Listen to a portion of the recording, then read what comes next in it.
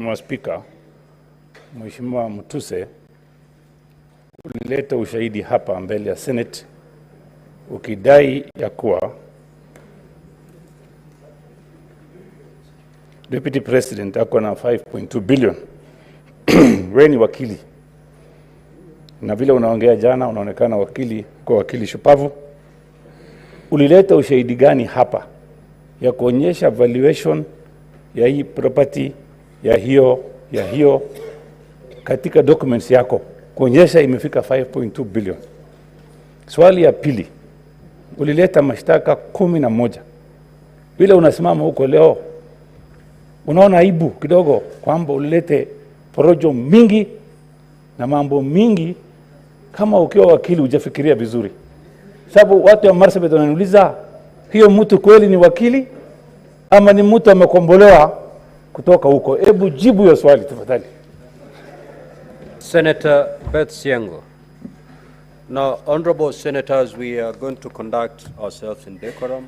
We are not in any way going to demean the witnesses. Ask your question, but stick to the rules of this House. Senator Beth Siango. Thank you, Mr. Speaker, for giving me this chance. I have two questions. One for Honorable Mutuse. In your presentation, I heard that you touched on the inheritance and property of the late Nderitu Gachagua. Have you reached out to the widow and the children of the late Gachagua to also give you facts? The next question is to the Council for the DP. Yesterday you played a clip of the president speaking in Muranga. What was the purpose of playing that clip? And how does it relate to the saying popularly now used by Kenyans, kufa dereva, kufa makanga? Thank you. Senator Chimera. Thank you, Mr. Speaker. My question goes to the Council for the DP. I would wish to seek clarity on the documents that they tabled yesterday, being the coalition agreement, which basically informed the basis as to which the DP has been talking about shares. I just want to know whether there is any document that secures shares in respect of the region where the DP comes from. And secondly, Mr. Speaker, if the Council is aware that his client, at the time those documents were being prepared, he was a candidate for office, and now he successfully became DP, and that he needs to promote national unity, and if it is still in order for him to continue championing for the interest of one region as against the entire nation. Thank you, Mr. Speaker. Senator Richard Onyonk.